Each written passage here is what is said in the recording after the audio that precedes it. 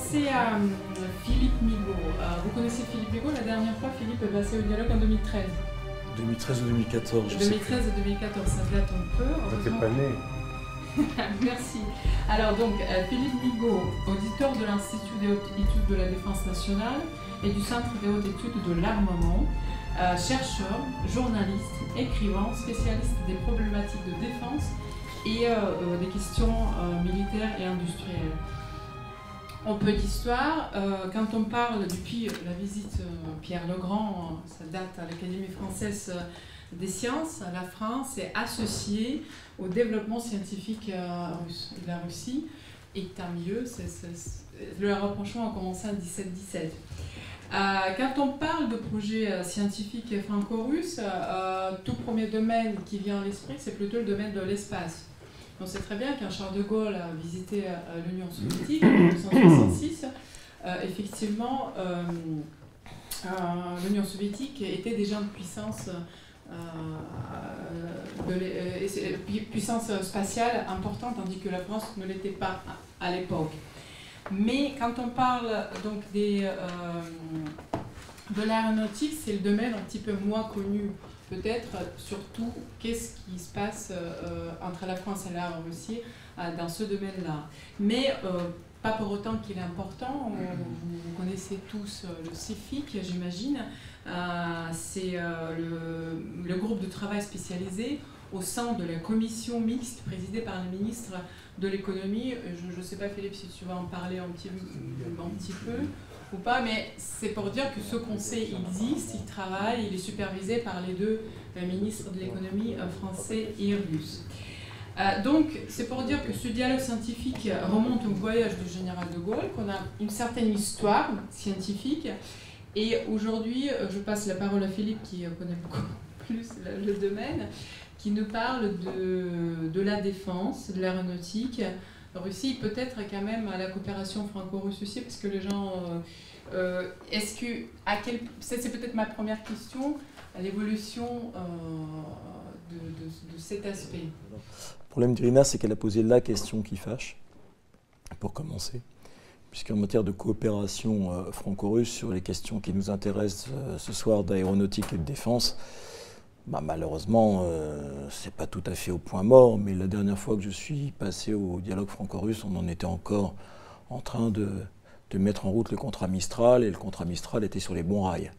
Donc vous voyez, on a changé de monde entre-temps, malheureusement. Irina m'a demandé de vous présenter un peu un point sur l'industrie de défense et d'aéronautique russe.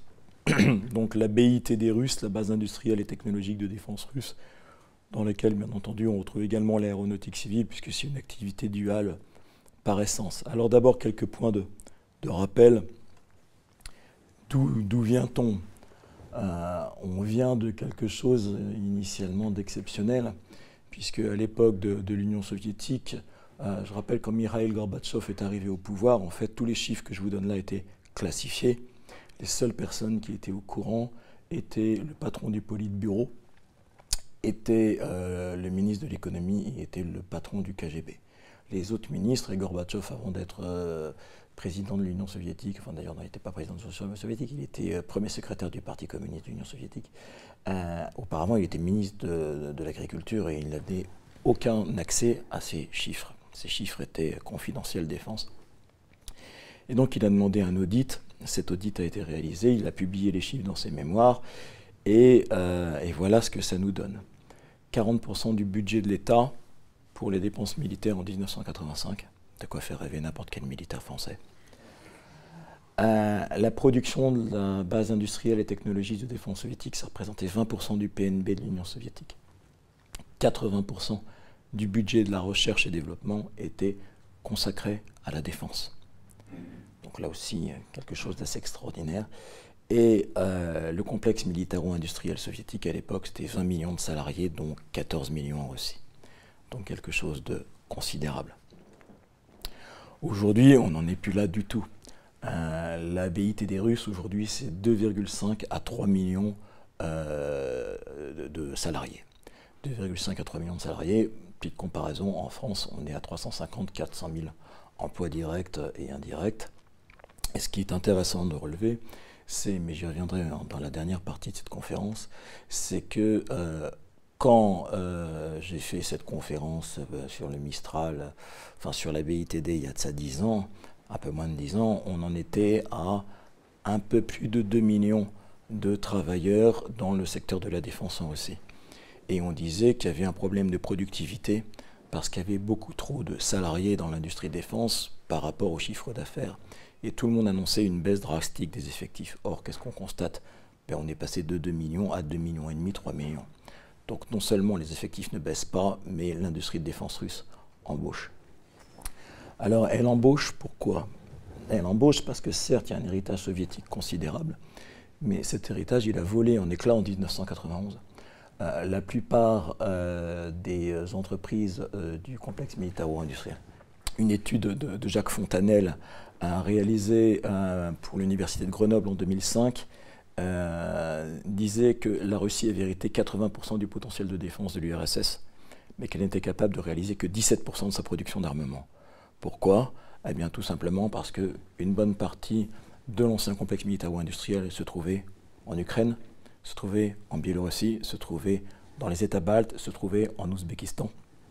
Et que donc il y avait toute une partie des bureaux d'études, des centres d'essai, des centres de production, eh bien, qui n'étaient tout simplement plus en Russie. Et puis en 2005, 15 ans donc après la chute de l'Union soviétique, eh bien, tout simplement, si on en était à 17% de la production, c'est parce que 28% seulement des matériels en service dans le complexe militaro-industriel russe avaient moins de 10 ans. On considère que pour être productif, une entreprise de défense doit avoir 70% de son matériel qui a moins de 10 ans. Comme vous voyez, on en était loin. On était dans une industrie qui était frappée d'obsolescence.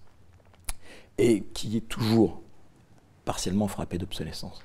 Ça, il faut le savoir, quand on va parler tout à l'heure des échecs de l'industrie de défense russe. Il y a un effort considérable de modernisation qui a été fait dans les grands groupes, donc les grands groupes qu'on va évoquer, OAK, OSK, mais au niveau des sous-traitants, des équipementiers, cet effort reste à faire, et très fréquemment on a des retards dans la production, tout simplement parce que les équipementiers n'ont pas livré les pièces à temps. Et ça peut entraîner des retards de production de 2-3 ans quelquefois. Curieusement, enfin, comme souvent, c'est le patron de la grande boîte qui se trinque et pas le petit équipementier. Alors, on est dans une industrie qui essaye depuis 1991 de se diversifier vers le civil. Je rappelle qu'en fait, cette diversification vers le civil, elle n'est pas récente, puisque à l'époque de l'Union soviétique, l'industrie de défense produisait 94% des télévisions, 100% des magnétoscopes et 55% des aspirateurs. Donc, il faisait à l'époque déjà le bonheur de la ménagère soviétique. Cette diversification vers le civil, c'était un échec à l'époque de l'Union soviétique à cause de la mauvaise qualité des matériels. Et c'est toujours aujourd'hui un échec relatif. Je vais y revenir sur la relativité de cet échec. Et un échec logique.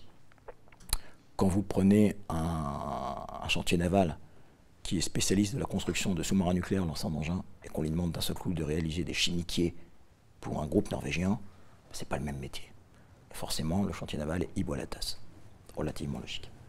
Alors, après ce petit bilan et ce point sur l'héritage, où en sommes-nous aujourd'hui? Depuis 21 ans, on est dans une industrie qui est en reconstruction.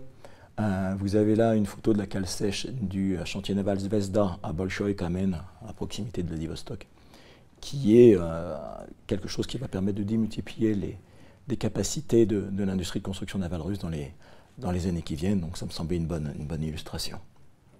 Alors, une industrie en reconstruction, comment? D'abord, par le biais des goskorporaties. Les goskorporaties, c'est-à-dire les grandes corporations étatiques. Et en gros, de quoi s'agit-il? Eh bien, il s'agissait à l'époque, dans les années 90, début des années 2000, de créer des champions nationaux, métier par métier.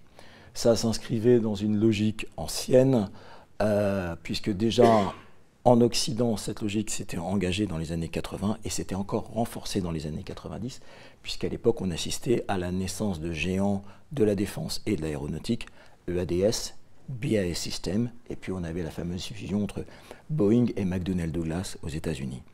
Et donc, en fait, la Russie avait ce projet de grand champion industriel, métier par métier, depuis le début des années 90. Mais elle n'a pu vraiment mettre en place cette réforme qu'à partir du début des années 2000.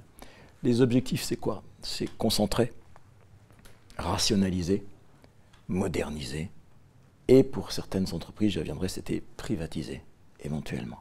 Ça ne s'est pas fait. L'objectif, c'était aussi de rétablir la verticale du pouvoir, c'est-à-dire le contrôle du Kremlin sur son industrie de défense, qui avait un tout petit peu tendance à faire n'importe quoi dans les années 90. Les années 90 en Russie, ça a durablement marqué les esprits, parce qu'on avait quand même une anarchie à tous les niveaux. Les gouverneurs de région faisaient ce qu'ils voulaient, chacun faisait à peu près ce qu'il voulait.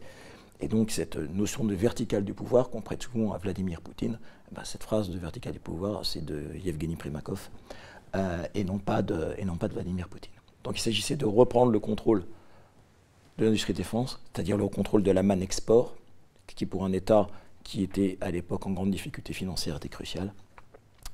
Et donc ces grandes corporations devaient permettre de réaliser ces objectifs. Alors la première de ces grandes corporations, je ne sais pas s'ils ont toujours leur bureau, Rosoboronexport, un peu plus bas sur les Champs-Élysées, même immeuble que Gazprom, si je ne m'abuse. Création en 2000 de Rosoboronexport, qui est la fusion de Promexport et Rozvorozhnie. C'est la première grande Goskorporatia. Alors, cette mission est confiée à un proche de Vladimir Poutine, Sergei Chemezov, qui est comme Vladimir Poutine un ancien du FSB, lui aussi basé en Allemagne, à Dresde. Ils étaient voisins de palier. Et ce sont de vieux amis qui ont partagé un bon paquet de bière à l'époque où ils étaient en Allemagne et qui ont donc des rapports de proximité et d'amitié. Donc, ce Sergei Chemezov, il a été d'abord le patron de Promexport qui gérait les surplus de l'armée rouge. Ensuite, il est devenu le patron de Rosoboronexport en l'an 2000, et puis de quelque chose qui est incontournable aujourd'hui en Russie quand on parle d'industrie de défense et d'aéronautique, c'est Rostechnology. Alors voilà, qu'est-ce que Rosoboronexport? C'est la fusion de deux entités, Rozvorozhnie, qui gérait à peu près 80% des exportations de défense russes, et Promexport qui gérait les surplus de l'armée rouge. Sergei Chemezov, vous le voyez ici, à la droite de Vladimir Poutine, et donc aujourd'hui il est toujours aux manettes, c'est vraiment l'homme de confiance de Vladimir Poutine en ce qui concerne le complexe militaro-industriel et l'aéronautique. Rosoboronexport est créé en 2000, et puis le mouvement s'accélère à partir de 2002. À partir de 2002, en fait, on décide de concentrer tous les moyens, toutes les technologies ayant un rapport de près ou de loin avec l'industrie de défense. Donc on va concentrer les acteurs de l'automobile, les acteurs des matériaux composites, des matériaux rares, comme par exemple VSMPO à Visma pour le titane, les acteurs de l'armement, du spatial, de l'aéronautique, de l'électronique. Chemezov va vouloir dans un premier temps tout concentrer via Rosoboronexport. Il va échouer, mais il va prendre sa revanche en 2007 via Rostechnology, dont il devient le patron au moment de sa création en 2007, qui va jouer ce rôle. Alors Rostech aujourd'hui est incontournable. C'est Rostech qui est la courroie de transmission du Kremlin vers l'industrie de défense, et c'est elle qui gère réellement toute la base industrielle et technologique de défense russe. Elle gère l'ensemble des secteurs stratégiques, donc armement, aéronautique civile et militaire, spatial. Elle gère les motoristes, tout ce qui est industrie des métaux, métaux rares, composites, tout ce qui est optique, électronique, informatique, communication et automobile. Aujourd'hui, c'est quand même une holding qui gère 600 000 salariés pour un chiffre d'affaires de 22 milliards d'euros. Donc c'est quelque chose qui n'est pas négligeable. Il y a une disproportion, comme souvent en Russie, entre le nombre de salariés et le chiffre d'affaires. Mais voilà, c'est le partenaire, on parlait de coopération tout à l'heure, c'est le partenaire incontournable si on veut travailler avec l'industrie de défense ou l'industrie d'aéronautique russe. Il faut frapper à la porte de Rostech. Alors, Rostech, c'est aussi une entreprise qui est considérée comme étant celle qui va permettre de moderniser l'économie russe. Je vous rappelle qu'on considère fréquemment que l'industrie de défense est une industrie qui irrigue par ses capacités d'innovation l'industrie civile. Et c'est quelque chose qu'on considère en France, c'est quelque chose qu'on considère dans l'ensemble de l'Occident, et c'est quelque chose qu'on considère aussi en Russie. Donc vous avez ici une de Argomonti Facti qui date déjà d'un petit peu de temps, où on pose la question, voilà, la défense peut-elle être la locomotive de l'économie? En tout cas, c'est ce que Rostec espère être. Alors maintenant, Rostec et les compagnies qui le pilotent, qu'en est-il? Donc, qui sont ces champions nationaux? Et j'ai intitulé ça les champions nationaux entre top et flop. Et la photo est aussi assez, comment dirais-je, assez parlante, puisque vous avez un vieil appareil, un MiG-31, qui est encore un très bel appareil, mais qui est déjà assez ancien. Et puis en dessous, vous avez un missile hypersonique, le Kinjal. Et nous reviendrons sur l'hypersonique. C'est vraiment une rupture technologique à laquelle on ne s'attendait pas aussitôt de la part des Russes. Et c'est quelque chose sur lequel il faudra revenir, parce que les Russes, on le sait, ont l'habitude de surprendre, et ils nous ont surpris une fois encore. Alors les tops, pour commencer. Les tops, c'est notamment tout ce qui concerne la défense antiaérienne élargie, la défense antimissile balistique. Donc vous voyez ici des S-400, des systèmes S-400 défiler. Enfin, ce sont les lanceurs du système S-400, parce que le système S-400, c'est pas un nom de missile, c'est un ensemble de missiles avec différents types de radars, des postes de commandement, et tout ça fait un système S-400 qui est divisé en plein d'éléments portant des noms différents. Mais donc ce S-400, en fait, tout le monde en a entendu parler aujourd'hui, et c'est vraiment quelque chose qui illustre bien les réalisations, les succès de l'industrie soviétique. De l'industrie russe, pardon. On va me dire que c'est un lapsus révélateur. Donc les tops. Premièrement, vous avez les missiliers. Les missiliers, les Russes ont toujours eu une réputation d'excellence en la matière. Ça ne se dément pas. Les deux grandes entreprises russes spécialistes du secteur, Almaz-Antey et KTRV, sont les deux seules entreprises qui sont répertoriées dans le top 100 de Defense News, qui est la bible de la presse de défense occidentale. Et donc ce sont deux entreprises qui sont extrêmement performantes à l'export. Pourquoi? Parce qu'elles vendent des matériels qui peuvent véritablement mettre en échec une attaque aérienne. Et l'attaque aérienne, on sait bien que c'est le mode préférentiel des Occidentaux. Ces entreprises, Almaz-Antey et KTRV, sont nées d'une obsession. Obsession qui existait déjà à l'époque de l'Union soviétique. L'Union soviétique était extrêmement impressionnée par la puissance aérienne occidentale. Et cette impression s'est renforcée au moment de Tempête du désert 1991 et au moment du Kosovo 1999, où en fait l'Occident a remporté la victoire essentiellement via sa capacité de frappe aérienne.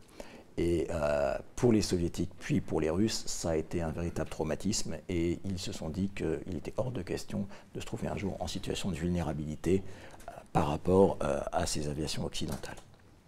Alors, Almaz-Antey, c'est le leader mondial actuellement, leader mondial sur les marchés du solaire et de la défense antimissile balistique, avec des matériels dont en fait tout le monde, ou presque, a entendu parler, ce qui est rare pour un matériel militaire. Tout le monde a entendu parler de S-300, tout le monde a entendu parler de S-400. Tous les fanas d'armement se demandent un tout petit peu quand le S-500 va enfin devenir opérationnel. Bon, il semblerait que ce soit en bonne voie. Tout le monde a entendu parler des Pantsir, que ce soit en Syrie, que ce soit en Libye. Et puis d'autres matériels un peu plus confidentiels, mais qui sont extrêmement performants, comme des missiles à courte portée Thor, et puis le système à moyenne portée Buk, qui est également quelque chose de très performant. Côté KTRV, c'est-à-dire Corporation des missiles tactiques, on a réussi le coup du siècle, si j'ose dire. Je vous ai mis entre guillemets le nom de Boris Avnosov parce qu'il avait fait une déclaration en 2016 disant « avec un peu de chance, la Russie s'équipera en missiles hypersoniques à l'horizon 2030-2040 ». Et je me rappelle à l'époque qu'on avait des conversations avec des industriels français. On dit « oh là là, il est optimiste Avnosov ». Non, il n'est pas optimiste Avnosov. Il s'était totalement gouré, mais dans le mauvais sens. Puisque aujourd'hui, la Russie, c'est le leader mondial sur le segment de l'hypersonique. Voilà. On a un missile, le missile Kinjal, qui a une vitesse de Mach 10, Mach 12, portée 2 à 3000 km selon l'avion qui le largue, Et c'est donc quelque chose qui véritablement est de nature à changer les rapports de force sur un terrain. Imaginez que vous soyez en Crimée avec un Tupolev 22 M3, que vous décollez avec un Kinjal. Vous avez juste à décoller, vous vous mettez légèrement au sud de la péninsule de Crimée. Et puis, eh bien, c'est pas compliqué. Je vois une tête que je n'avais pas vue depuis longtemps, ça fait plaisir. Et puis, vous larguez le missile. 3000 km à Mach 12, autant vous dire que vous arrivez très très très vite sur la flotte que vous visez. Là, on n'est plus dans de l'exocet, on n'est plus dans du supersonique, on est dans l'hypersonique. C'est-à-dire que vous visez, vous tirez en stand-off, c'est-à-dire à distance de sécurité par rapport à la défense de l'adversaire, et avec une telle vitesse du missile qu'il est quasiment impossible d'échapper. Donc là, vraiment, la Russie a réussi un coup de maître, puisque elle a battu tout le monde. Elle a battu les Occidentaux, elle a battu les Français, elle a battu les Britanniques, elle a battu les Américains dans la course à l'hypersonique. Elle a aussi tout un ensemble de missiles, moins connus, mais tout aussi performants. Alors le calibre, tout le monde connaît, bien sûr, à cause des frappes en Syrie, mais des missiles antinavires comme l'Onyx, le Bastion P, le Bal, qui sont également de nature à défendre des zones côtières et à interdire toute pénétration d'une flotte étrangère à des dizaines de kilomètres du littoral défendu. Sinon, le pourcentage de pertes que vous aurez à consentir sera beaucoup trop élevé. Et c'est quelque chose qui l'on retrouve régulièrement, une expression que vous retrouvez régulièrement, y compris dans les médias mainstream, enfin les médias grand public, le concept de bulle A2AD, Anti-Access Area Denial. C'est-à-dire qu'en fait, vous avez un faisceau de missiles complémentaires, vous avez des missiles antiaériens qui vous empêchent d'avancer vers la zone défendue à moins de 400 km, si on en juge d'après les dernières performances des missiles russes 40 N6, 400 km, 250 km à coup sûr, vous ne pouvez pas rentrer à l'intérieur, sinon vous avez une probabilité de destruction de votre appareil extrêmement élevée. Donc une cloche anti-aérienne qui protège une cloche anti-navire, les deux étant basés à terre, et donc si vous installez comme en Syrie ces instruments, eh bien, vous pouvez tout simplement interdire toute pénétration occidentale à moins de 250-300 km des côtes syriennes, sans qu'il y ait un véritable danger. Donc on est vraiment dans des technologies qui changent le rapport de force, qui peuvent changer le rapport de force régional sur des théâtres d'opération. Et puis au-dessus de ces bulles A2AD, complémentairement, eh bien, vous avez une aviation de combat qui est en plein renouveau, qui tourne au-dessus, et puis qui a une capacité d'élongation qui peut lui permettre de sortir de la protection de cette bulle AD pour aller frapper à distance. Donc on est vraiment confronté à des dispositifs, comment dirais-je, extrêmement performants, extrêmement redoutables. Quelques photos, ça a surpris tout le monde, ces frappes menées depuis la mer Caspienne sur la Syrie par des petites corvettes basées au Daghestan. Quelque chose qui illustre bien aussi l'obsession russe pour la défense antiaérienne. Là, vous avez une photo d'un Pantsir, donc avec 12 tubes lance-missiles, plus 2 canons antiaériens. On a vraiment une puissance de feu phénoménale. Bon, puis vous avez le radar au milieu. Et puis les différents éléments du système S-400, des radars complémentaires et les lanceurs à droite. Donc voilà, des matériels qui se vendent à l'export très très bien, on y reviendra, et qui sont vraiment de nature à changer les rapports de force dans le monde, dans les endroits où ils sont déployés. Alors maintenant, je continue sur ces grandes corporations. En 2002, naissance d'Almaz-Antey et puis naissance aussi d'Oboronprom. Oboronprom est une corporation qui réunit deux grands acteurs. Un acteur qui s'appelle ODK, qui est en fait une réunion de tous les motoristes aéronautiques russes, et puis un acteur qui s'appelle Russian Helicopter, Vertolyeti Rossi, qui est le regroupement de tous les acteurs des voilures tournantes des hélicoptères russes. Et c'est plutôt sur le Russian Helicopter qu'on va se concentrer, parce que là, ça a vraiment été une success story, interrompue pour le moment, mais une success story telle que je me rappelle d'avoir interviewé le patron d'Eurocopter qui était un tout petit peu inquiet quand même. Alors, l'hélicoptère de Russie aujourd'hui, c'est quoi? C'est 46 000 salariés, un chiffre d'affaires en 2018 d'1,5 milliard d'euros. Et c'est une entreprise qui était vraiment l'entreprise pilote de la Ghost Corporatia. Pardon. Ça va tenir. De ce projet de grande corporation d'État.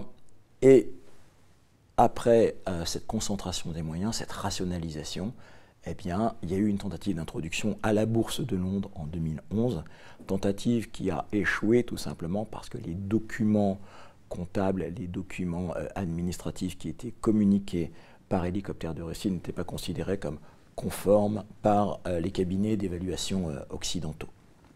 Et de la bouche même du patron d'Eurocopter, ça a été ouf. Heureusement qu'ils n'ont pas réussi leur introduction en bourse, parce que vu la qualité de leur matériel et vu, comment dirais-je, le développement qu'ils sont en train de connaître, si en plus ils avaient pu emprunter sur les marchés internationaux, avoir des actionnaires de référence occidentaux, on était cuit. On était en difficulté. Donc on a un acteur qui, vous allez le voir, a eu une montée en puissance extrêmement rapide. On part d'un groupe qui, en 2004, produit 85 machines par an. En 2013, on a un groupe qui produit 303 machines par an. Donc on a une montée en puissance extrêmement rapide jusqu'en gros à la crise ukrainienne, puisqu'en fait l'aéronautique russe, l'année 2014, se heurte à une succession de difficultés sur lesquelles on va revenir.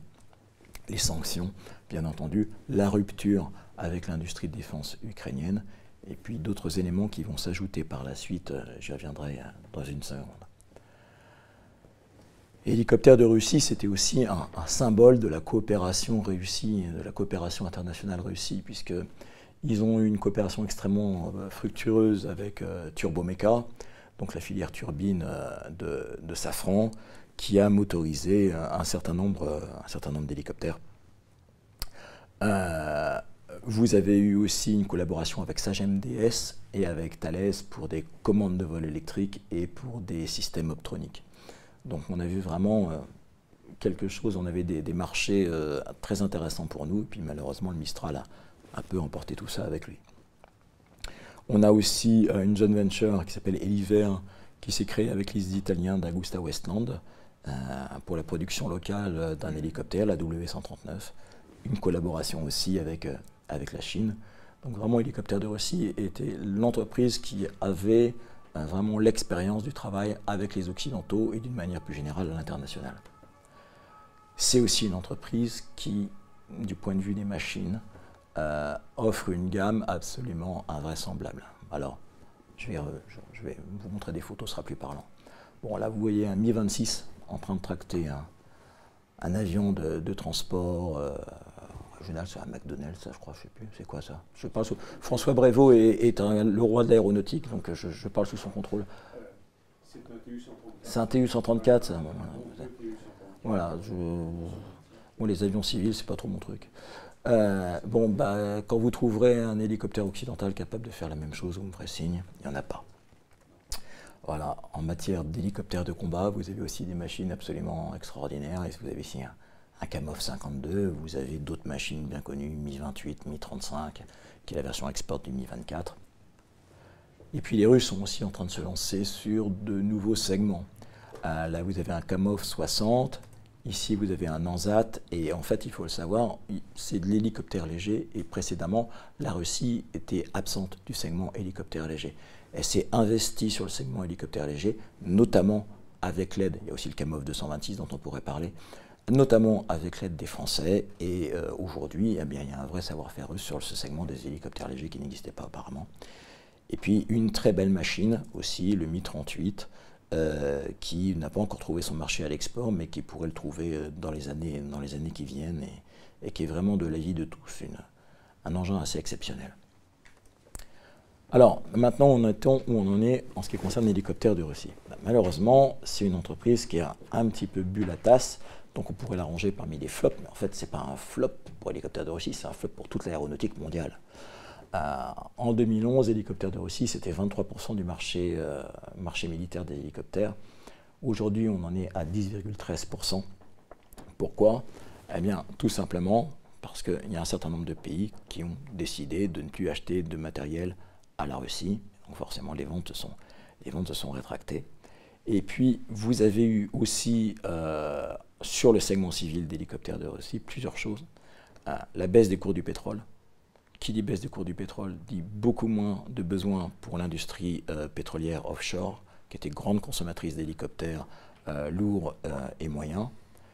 Vous avez aussi une régression du marché de l'hélicoptère depuis 2014-2015, régression générale, également pour cette question d'industrie offshore, donc qui impacte aussi Hélicoptères de Russie. Et puis le dernier pour la route, l'impact du Covid-19 qui a encore réduit l'activité aéronautique.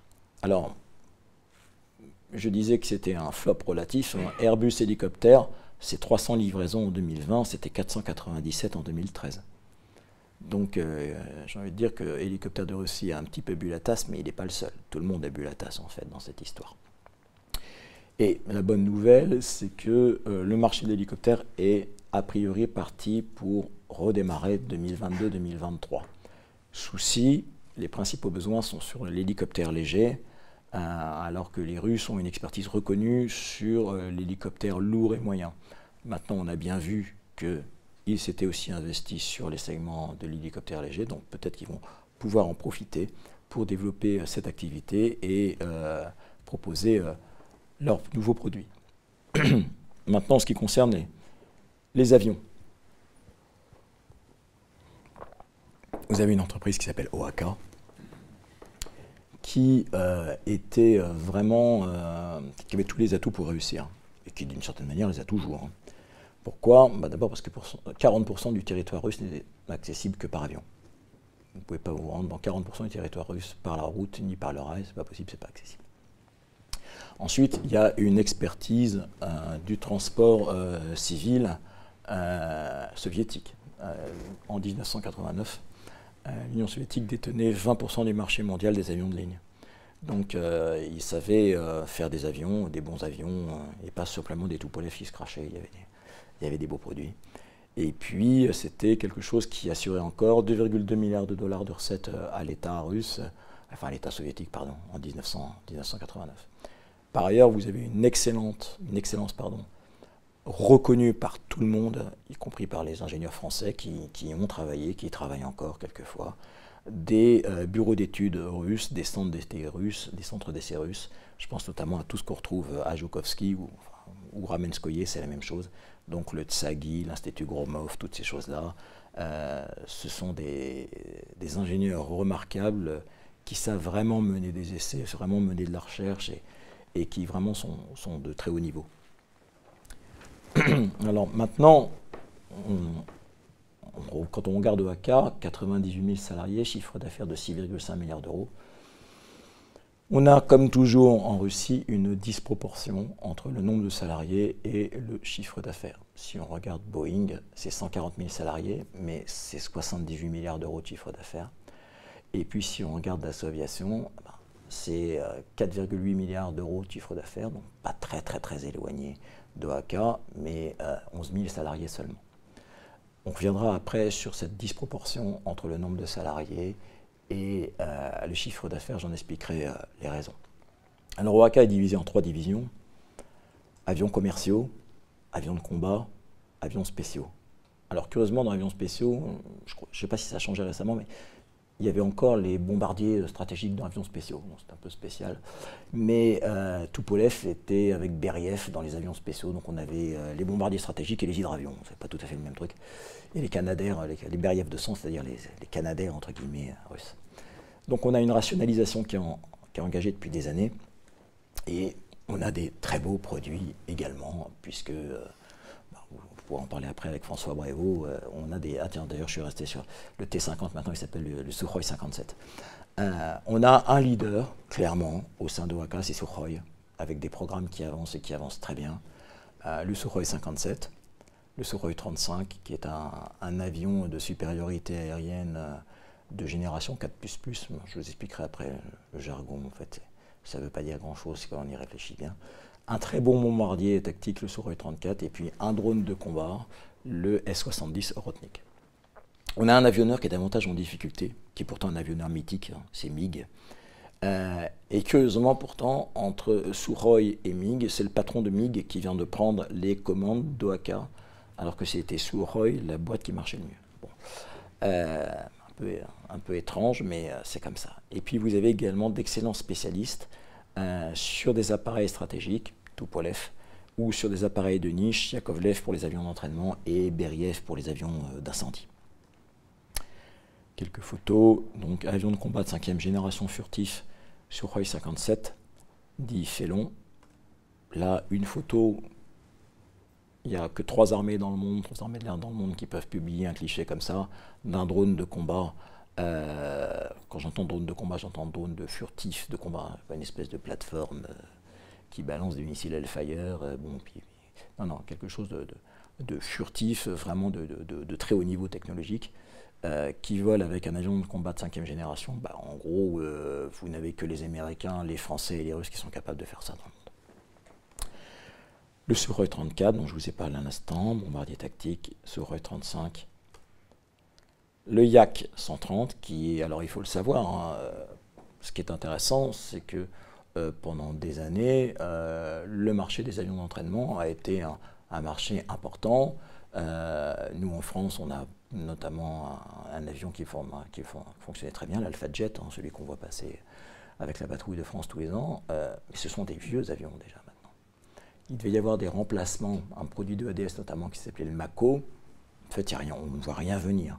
Et les Russes, eux, sont en train de se renouveler. Ils sont en train de se renouveler, et les seuls en Occident qui ont fait cet effort de renouvellement, c'est les Italiens avec le M346, qui d'ailleurs, initialement, a été conçu avec Yakovlev. En fait, quand vous regardez un Yak 130 et un M346 italien, ça se ressemble comme 2 gouttes d'eau. Forcément, au départ, c'est le même produit. Alors, quelque chose, Irina vous a fait une promesse de Gascon, et vous a dit, Philippe Migaud va pouvoir vous parler. Pardon ? Oui, je sais. Mais bon, personne n'est parfait. Donc elle m'a dit de vous parler du Sukhoi 75 Checkmate. Bon, pour l'instant je suis un peu sceptique sur la machine, mais on pourra en reparler. Je suis un peu sceptique sur la cible aussi. En fait, je vois pas tellement ce que les Argentins vont faire avec un avion furtif. Bon. Et puis moi, je suis un tout petit peu comme les militaires russes. Un avion monomoteur, ça m'inquiète. Voilà, je me dis que si je me prends un 23 mm dans le seul engin que j'ai, je suis mal barré. Voilà. Et en revanche, on a un bon appareil éprouvé, MiG-35, qui ne trouve pas, lui, pour l'instant, son débouché, mais l'aboutissement de la famille MiG-29, et qui lui me semble infiniment plus crédible pour gagner des marchés sur le segment de l'avion de combat léger. Et enfin, vous avez quelque chose d'exceptionnel aussi. Le Tupolev 160, avion stratégique, plus grand avion de combat du monde, avec les réacteurs les plus grands du monde, les NK-32 de Kuznetsov, puisqu'en matière de moteur, les Russes ont aussi une expertise relativement invraisemblable. Alors maintenant, on a fait les missiles, les hélicoptères, les avions, on en arrive à l'électronique. Et là, en fait, c'est beaucoup manqué dans les années 90 de l'électronique russe. En fait, maintenant, ils ne nous font plus rire du tout. Enfin, en tout cas, ils ne font plus rire du tout les militaires occidentaux. Pourquoi ?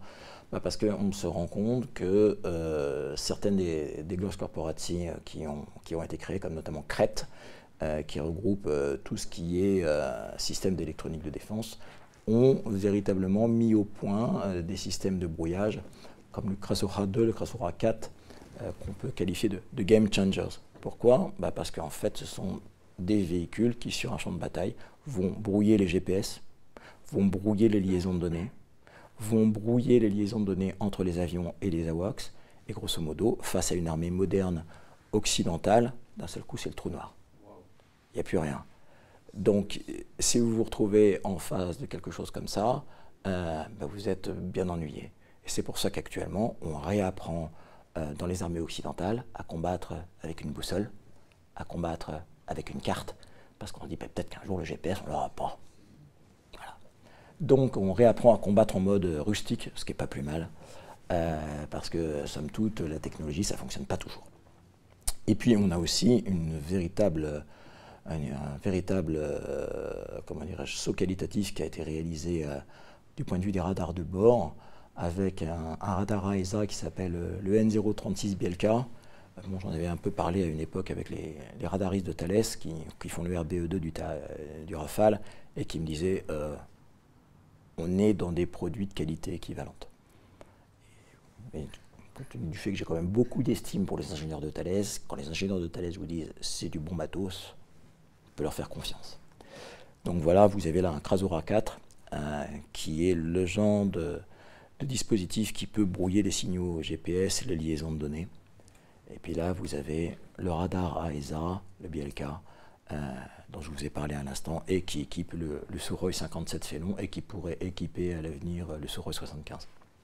En fait, le Sukhoi 75, il réadapte toutes les technos qu'on a développées pour le Sukhoi 57, mais on les met dans une boîte de sardines au lieu de les mettre dans un gros truc, quoi.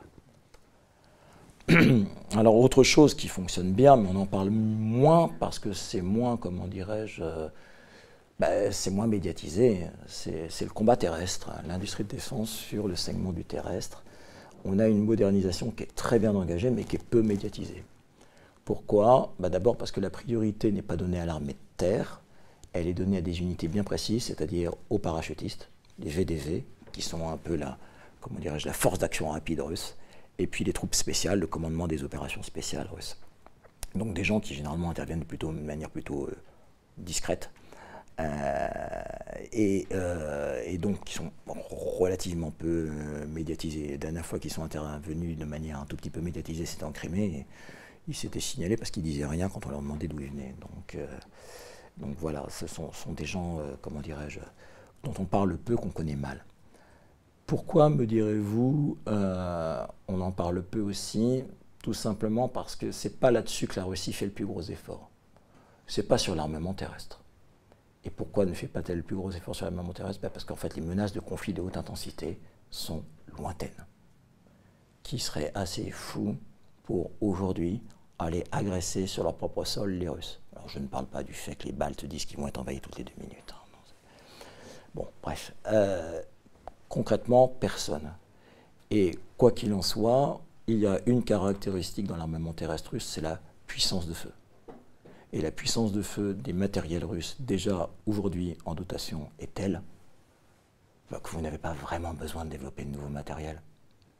Si vous prenez un T-90 avec un canon de 125, dont toute l'électronique de bord a été récemment modernisée, si vous prenez les lance-roquettes multiples russes, vous avez une puissance de feu qui est sans équivalent en Occident. Alors les Russes ont développé récemment un certain nombre de nouveaux matériels, alors que nous en Occident on ne développe pas grand-chose de nouveau. En tout cas sur le char lourd on n'a rien développé depuis plusieurs dizaines d'années, les Russes oui. Mais on va le voir, même s'il n'y a pas un besoin, l'industrie de défense continue à produire de nouveaux engins. Et s'il y avait besoin, eh bien, il y a une possibilité de modernisation de l'armée de terre extrêmement rapide. Une forte capacité d'innovation, je parle par exemple du char de combat Armata, qui se signale parce qu'il a une tourelle qui est inhabitée. Et ça, c'est quelque chose qui donne un gros avantage en termes de survivabilité de l'équipage, et puis aussi en termes d'emport de munitions. Quand vous n'avez pas de type dans la tourelle, vous pouvez emporter plus d'obus. Ce qui caractérise aussi les Russes, c'est qu'autrefois, à l'époque de l'Union soviétique, on avait 293 millions d'habitants. On était dans un héritage soviétique du point de vue de la guerre terrestre qui était celle de Zhukov et de Konev. Hein. On ne fait pas dans la poésie, en avant, et puis il y a des morts, on s'en fiche. Hein. De toute façon, l'Union soviétique a des hommes à ne plus savoir qu'en faire. Aujourd'hui, la Russie, c'est 146 millions d'habitants. J'ai envie de dire que le prix de la vie humaine a augmenté. Donc, il y a un souci des hommes beaucoup plus grand qu'avant. Aujourd'hui, les blindés russes dont on parle, ce sont des blindages avec une double coque, un blindage en V, pour que quand par exemple, ils se prennent un IED sous la coque, tout l'équipage ne soit pas tué. Des blindages réactifs, une autoprotection active. Donc, quand vous avez par exemple un missile ou un RPG qui arrive, il est détecté en avance de face par un senseur qui envoie une contre-mesure et qui détruit le missile à distance du char. Bon, donc ça, on est vraiment dans des blindés qui ont toujours une forte mobilité, une forte puissance de feu, mais qui, en matière de survivabilité, sont maintenant de plus en plus performants. On a aussi un souci de rationalisation économique. 1991, l'Union soviétique s'écroule. Vous avez dans l'armée russe du T-64, du T-72, du T-80. Vous avez 3 types de blindés différents. Et puis vous avez sur le segment des véhicules de combat d'infanterie, des véhicules de transport de troupes, vous avez toute une gamme de matériel, tous issus de centres de production et de bureaux d'études différents, tous avec des outils et une chaîne logistique, une chaîne d'entretien différente. Et donc vous avez des surcoûts gigantesques. Pourquoi? Parce que les matériels ne sont pas standardisés. Aujourd'hui, les Russes ont un vrai souci de la standardisation. Le châssis de l'Armata, dont je parlais à l'instant du char Armata, est censé être à l'avenir le châssis d'un véhicule blindé de combat d'infanterie, le châssis d'un véhicule de combat d'infanterie lourd, d'un véhicule de combat d'infanterie léger, le châssis aussi d'un canon automoteur de 155 mm qu'on appelle le Koalitsia. Donc en fait, un même châssis, 4 véhicules différents, forcément vous avez des coûts extrêmement restreints quand il s'agit d'entretenir le matériel. Pareil, on avait toute une gamme autrefois de lance-roquettes multiples. On est en train de remplacer les lance-roquettes multiples de 220 et 300 mm par un seul type de lance-roquettes multiples. Seul bémol sur l'armement terrestre, c'est la concentration des acteurs industriels qui pourrait encore être améliorée. Mais enfin, ça, c'est une question de philosophie industrielle, donc on en parlera à la fin. Alors, quelques images. Donc, voilà le T-14 Armata. Une vingtaine d'exemplaires ont été produits, ils sont aux essais. Il faut bien se rendre compte d'une chose, en Russie, certes on aime le matériel, mais il n'y a pas de besoin, et c'est des matériels qui coûtent beaucoup plus cher que les générations précédentes. Donc on ne va pas se lancer dans un programme où les gens se demandent souvent, mais pourquoi ils ne sont pas en train de le produire massivement? D'abord parce qu'il n'est pas prêt. Il n'est pas prêt. Nous, on a fait rentrer une première tranche de Leclerc dans l'armée française, c'était le Leclerc Mark I. La tranche 1, tout le monde s'en rappelle encore de la tranche 1, elle était en panne toutes les 2 minutes. Bon, là on est dans un Armata tranche 1. Il y aura une tranche 2, une tranche 3, une tranche 4, et puis quand le besoin s'en fera sentir, on le produira en série. C'est un matériel qui coûte cher, et pour l'instant, on n'en a pas besoin. Enfin, les industriels russes estiment qu'ils n'en ont pas besoin. Même châssis, véhicule blindé de combat d'infanterie lourd, le T-15, avec une énorme puissance de feu. Ça, c'est vraiment quelque chose, en termes de puissance et de capacité d'emport, il n'y a pas d'équivalent en Occident. Même châssis, mais moins armé, le Kourganets 25, canon de 25 mm.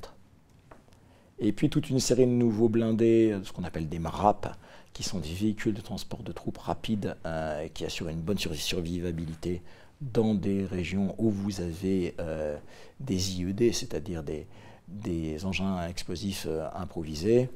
Là, vous avez le Typhoon produit par Kamaz, le Boomerang produit par Gaz, et puis l'Ural produit par Ural Transmash. Donc des machines qui sont de toute dernière génération, c'est des machines qui ont quelques années, qui commencent à équiper les forces spéciales russes, qui commencent à équiper certains régiments russes, et qui vraiment n'ont, comment dirais-je, rien à envier au matériel occidental. Alors, parmi les réussites aussi de l'industrie de défense russe, il faut bien le dire, il y a le nucléaire. La triade stratégique, on peut parler de rénovation réussie, même si on a encore quelques doutes sur certains matériels, je vais y revenir. Premièrement, un acteur qui peut se féliciter, en tout cas sur ce segment-là, c'est OSK.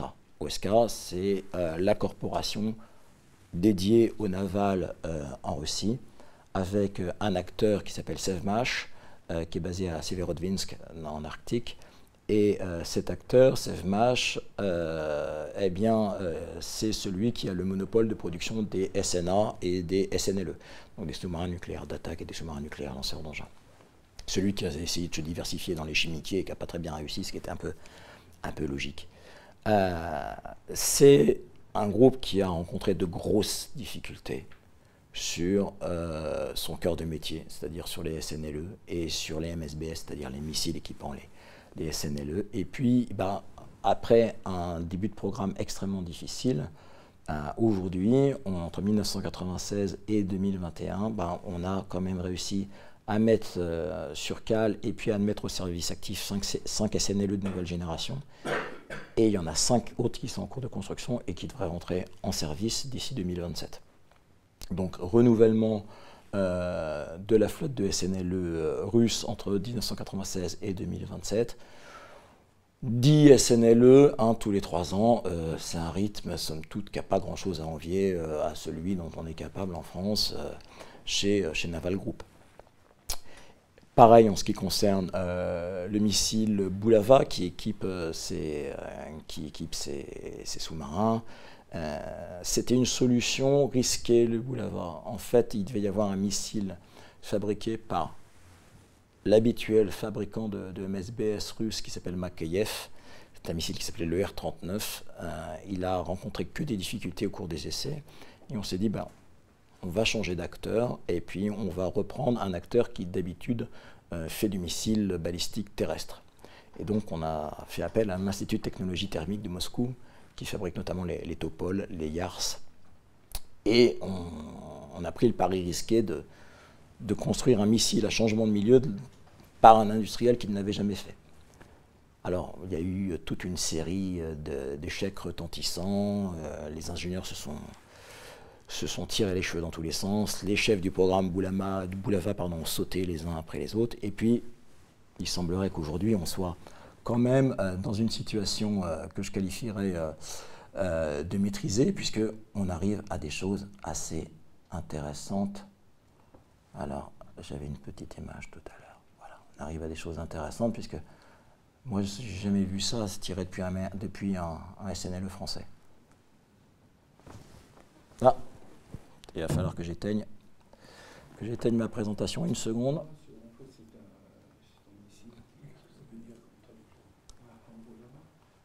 Le Bulava, c'est la massue.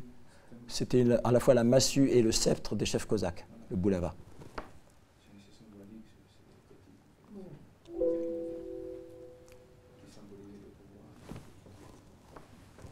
Alors, SNLE de dernière génération, classe Borei,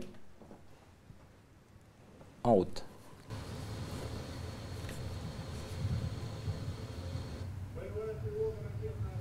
On met un peu de son ou pas?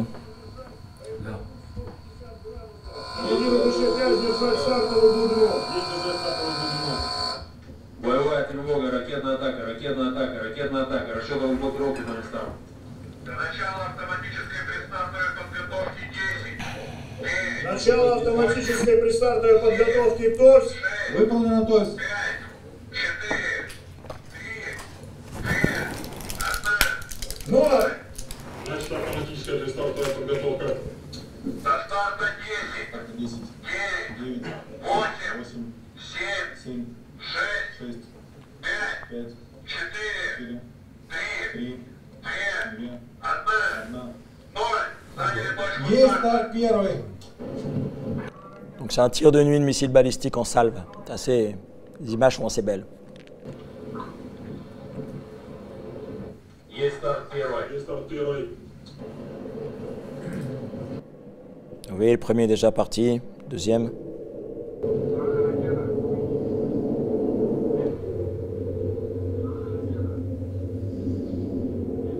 Есть старт второй. Есть старт второй. Есть старт второй.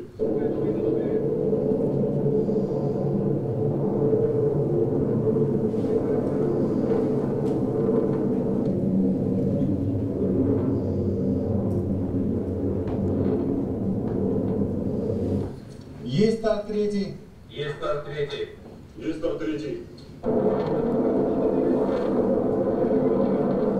Есть старт четвертый.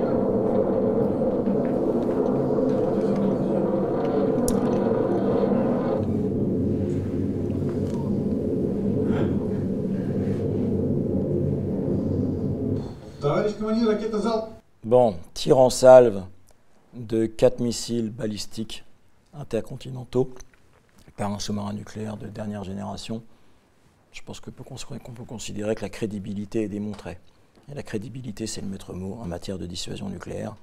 Donc on était dans un programme qui suscitait la risée de tous les experts, et il y a de ça une dizaine d'années.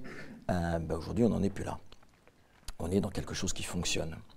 Il faut bien se rendre compte aussi qu'on a toujours un certain nombre de maladies de jeunesse dans tous les programmes. Après tout, nous aussi, on a perdu récemment un M51, qui n'est plus tout à fait un missile très jeune, mais ça arrive à tout le monde. Bien, on en était là. Donc, pour les amateurs de belles photos, vous avez le monstre mythique, le Dimitri Donskoy à l'air, c'est-à-dire le Typhoon en Occident, la Kula en Russie, qui a inspiré Octobre Rouge.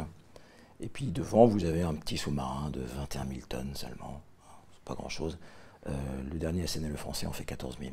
Donc vous voyez 14 000, celui qui est là, premier plan, en fait un tiers de plus, et je vous laisse imaginer comment est celui qui est derrière, quoi. Alors, parmi ce qui fonctionne aussi, la triade stratégique composante terrestre.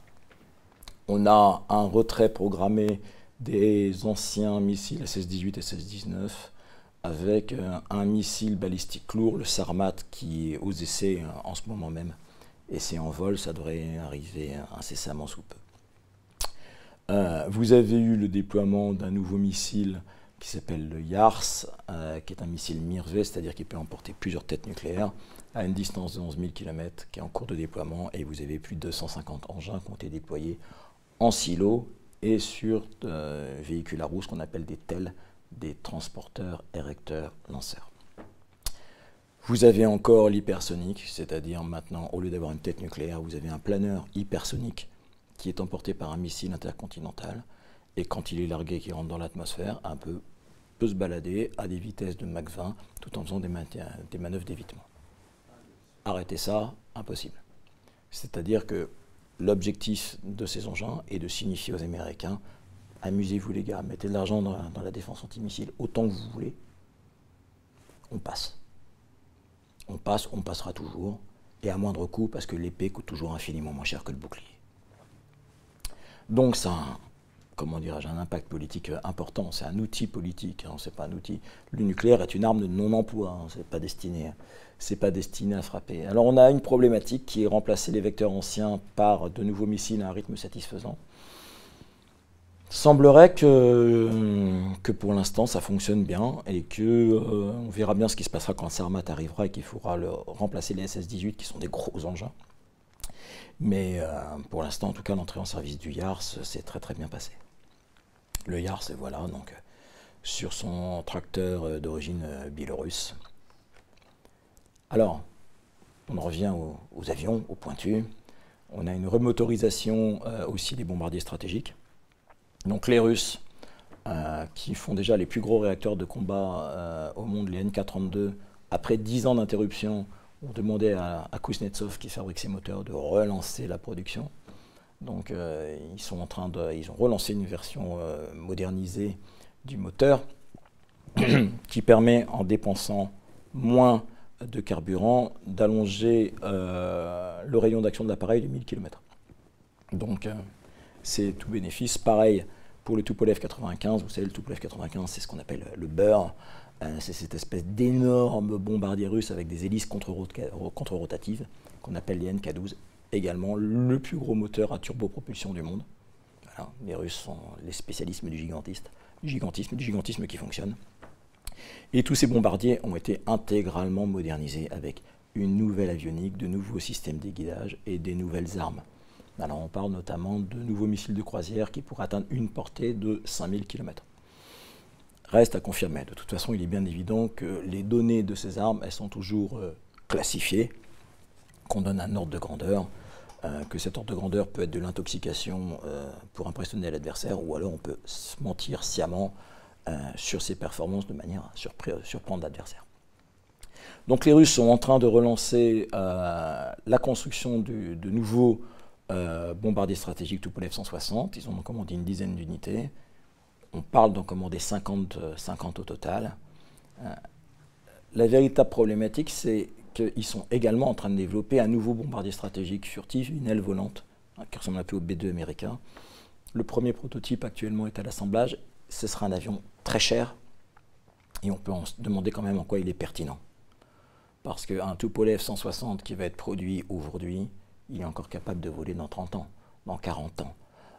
Et les avions ne sont quand même pas les vecteurs les plus sûrs, les moins vulnérables par rapport aux défenses adverses. Donc, est-il vraiment pertinent de mettre autant d'argent dans un nouveau programme? J'en suis pas persuadé. Mais en tout cas, le programme, il est engagé, il avance. Alors maintenant, ce qui fâche.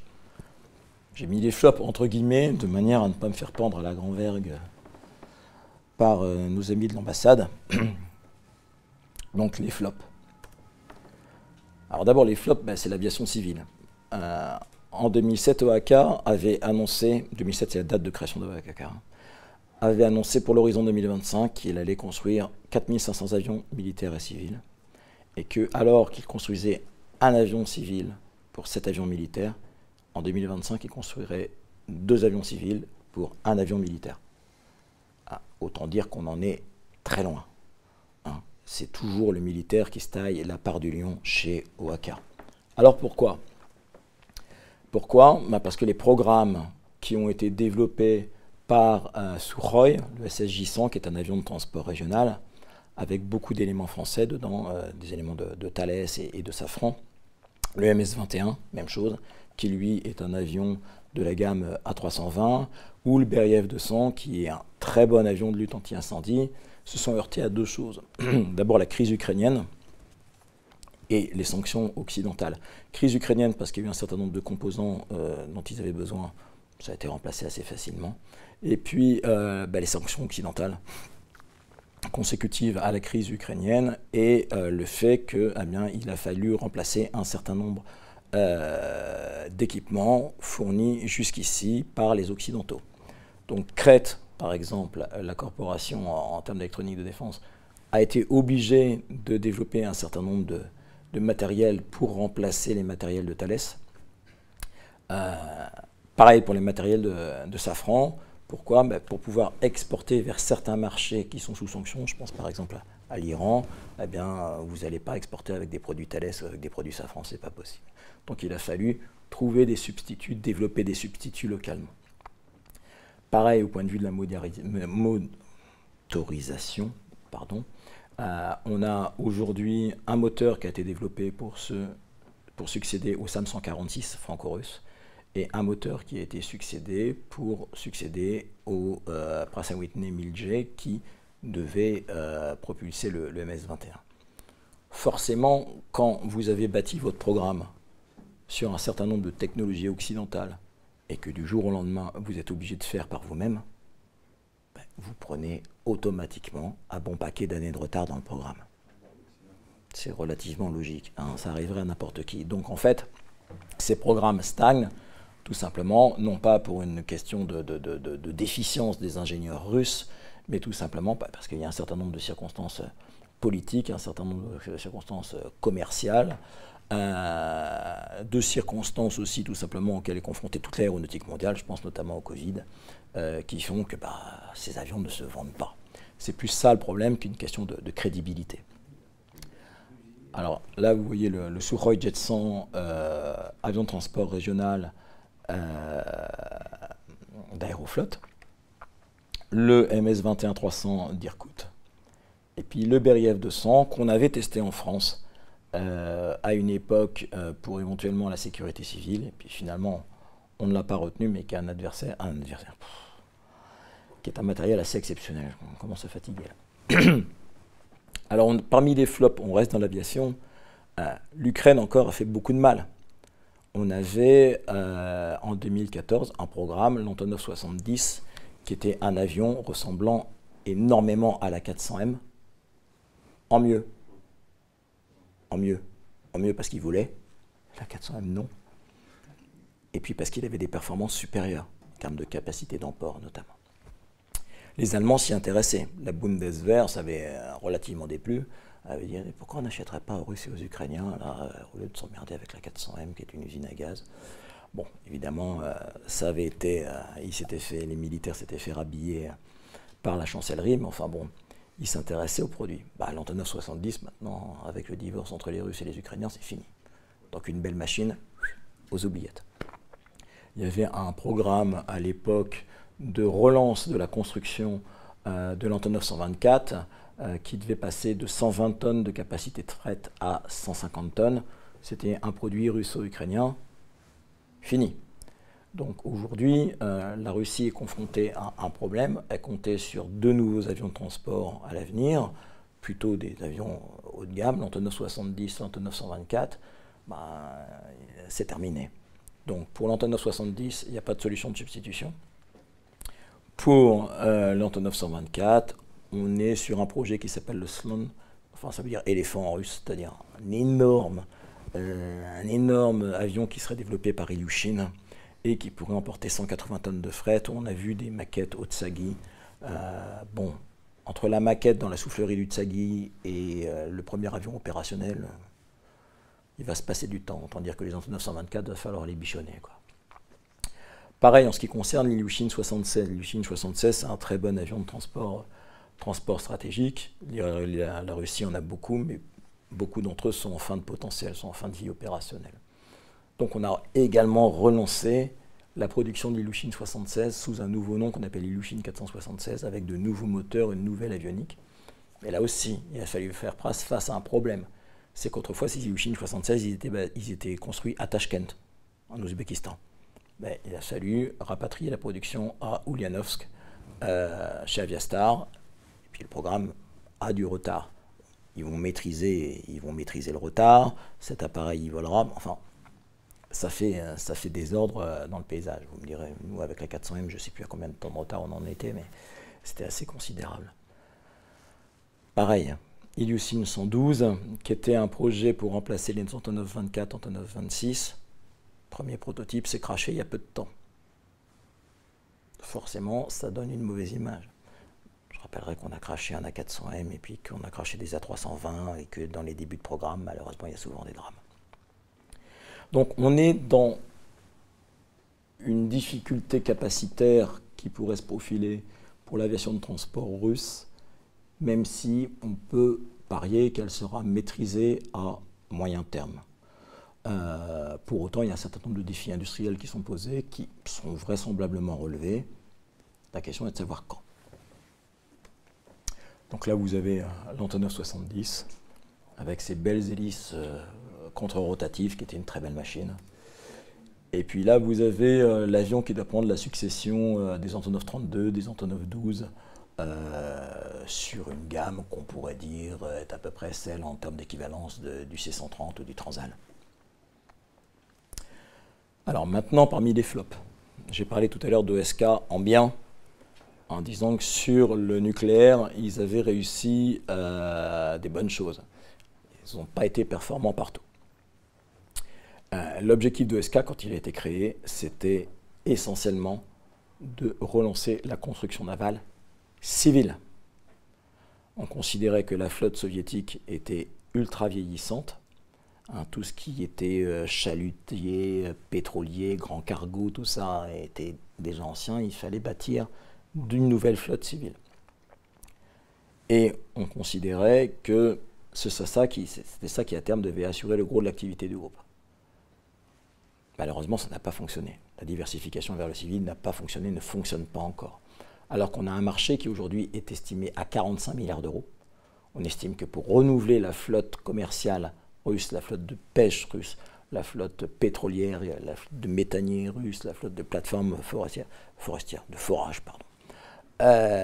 C'est à peu près un marché de 45 milliards d'euros, sauf que 83% de la production d'OSK, c'est encore du militaire. Et on est dans la même chose que OAK. On voulait passer du militaire au civil, on a échoué. Pourquoi? Parce qu'il y a plusieurs écueils. D'abord, l'État. L'État est mauvais payeur. Ça, c'est quelque chose qu'on retrouve dans tous les pays du monde. L'État paye en retard quand il paye, et il paye mal. Ce qui ne motive guère les gens pour travailler avec acharnement, parce qu'ils négocient aussi les contrats avec très peu de marge pour les industriels. Donc, pour les industriels de l'industrie navale russe, c'est pas très motivant. On a aussi des problèmes de corruption qui sont régulièrement médiatisés par la presse russe, avec des descentes du FSB dans les chantiers navals. Et puis, il y a aussi un souci, c'est qu'entre 1991 et grosso modo 2002-2004, ben, il n'y a eu aucun travaux d'entretien, aucun nouveau bateau mis en service, et que ben, les chantiers navals ne tournaient plus et que les cerveaux sont partis. Les cerveaux sont partis, donc il y a eu une fuite des compétences. Alors ils sont partis soit à la retraite, parce qu'on avait un certain nombre qui étaient déjà là, et soit ils sont partis rendre leurs compétences dans d'autres segments de l'industrie, soit à l'étranger. Par exemple, vous avez beaucoup de Russes qui sont allés travailler en Pologne, sur les chantiers navals de Gdansk, à une époque. Ces gens sont partis, et il n'y a pas eu de transmission des savoir-faire. Donc il y a toute une génération d'ingénieurs qui est partie sans former la suivante. Donc ça aussi, c'est quelque chose qui est problématique quand même. Alors, le problème, c'est que donc on est en face on a un outil industriel qui doit tourner à plein parce que la flotte russe est en pleine modernisation, mais on a un outil industriel qui n'arrive pas à livrer à temps et un outil industriel qui n'arrive pas à augmenter ses cadences de production. C'est d'ailleurs un tout petit peu ce que les Russes étaient venus chercher en France. Alors je ne prétends pas qu'on peut leur donner des leçons, hein, mais un tout petit peu quand même, soyons cocardiers. Généralement des CNS, enfin Naval Group maintenant, a la réputation de livrer plutôt à l'heure et à coût maîtrisé. C'est un tout petit peu ce qui était comment dirais-je, en négociation sur le contrat Mistral. Puisque derrière le contrat Mistral, qui était la réalisation de 2 bâtiments et la formation des marins russes, il y avait le coup d'après, qui était mettre en place un chantier franco-russe en Russie avec les règles de production française, la méthodologie de production française, exactement comme on a fait au Brésil avec les sous-marins Skorpen. On voulait faire la même chose en Russie. Malheureusement, on sait ce que ça a donné, on a cédé aux injonctions. Mais on le fait maintenant. Pardon ? On le fait, les Mistral, maintenant. Là, tout de suite. Aussi, là. Ah, mais c'est plus des Mistral. Si. Ah bah non, c'est plus des Mistral, ils sont beaucoup plus gros. Et puis pour l'instant, ils ne sont pas encore lancés. On va y revenir après. On a certains programmes qui ont échoué ou qui ont eu beaucoup de retard. Et qui dit retard dit surcoût. Sur le segment des sous-marins à propulsion anaérobie, la Russie a essayé de lancer une gamme début des années 2010, elle n'a pas réussi. Donc là, concrètement, on a un temps d'avance sur cette gamme. En matière de SNA, sous-marin nucléaire d'attaque, les Russes, comme souvent, comme avec la classe Alpha dans les années 70-80, ont voulu faire un sous-marin extraordinaire, mais il était tellement complexe et par rapport à des capacités financières très réduites dans les années 90, que le programme a pris énormément de retard, des surcoûts gigantesques, et puis finalement, on va juste en construire 5 unités de sous-marins et on est en train de développer une solution moins onéreuse pour la prochaine génération de sous-marins nucléaires d'attaque. Surcoût aussi sur les bâtiments de débarquement Ivan Gren qui sont produits à Kaliningrad. Problème avec les escorteurs russes des frégates qui devaient être équipés de turbines à gaz ukrainiennes produites par le chantier Zoria Mashproyekt. Ben forcément, divorce entre la Russie et l'Ukraine, il a fallu trouver un produit de substitution. Là aussi, ça prend du temps et là aussi, ça prend du retard. Donc, il y a eu un certain nombre d'échecs industriels pour des raisons conjoncturelles et puis aussi pour des raisons tout simplement de mauvaise maîtrise du programme. On peut parler notamment des frégates Yastreb. On a lancé 2 frégates qui, après les premiers essais à la mer, sont rentrées. Elles étaient destinées théoriquement des frégates océaniques. Maintenant, elles sont concentrées plutôt sur les mers fermées, c'est-à-dire mer Noire et mer Baltique. Pourquoi ? Très mauvaises conditions de tenue à la mer. Il faut se rendre compte aussi que ces chantiers navals russes ont un souci tout simplement parce que ce qui constituait le joyau de la couronne soviétique, c'était les chantiers navals ukrainiens. Les chantiers navals ukrainiens ayant disparu, c'était eux qui construisaient les porte-avions, enfin les porte-aéronefs. C'était eux qui construisaient les grands croiseurs type Kirov. Terminé. Donc aujourd'hui, la Russie n'a pas de grandes cales sèches lui permettant, si elle le voulait, de construire un grand porte-avions. Ça va s'améliorer dans les années qui viennent, mais pour l'instant, ce n'est pas nécessaire. Encore faut-il se poser la question de savoir si ça servirait à quelque chose. Mais bon. Même souci de productivité chez OSK que chez OAK. En 2011, on en était à 70 000 salariés. On visait 45 000 en 2020. On en est à 85 000. Donc, on ne licencie pas, on embauche. Alors, quelques raisons d'espérer. D'abord, OSK possède des pépites. Possède des pépites, notamment à Saint-Pétersbourg, avec toute une série de chantiers navals et de bureaux d'études dont la réputation n'est plus à faire et qui savent développer, concevoir, produire de bons bâtiments.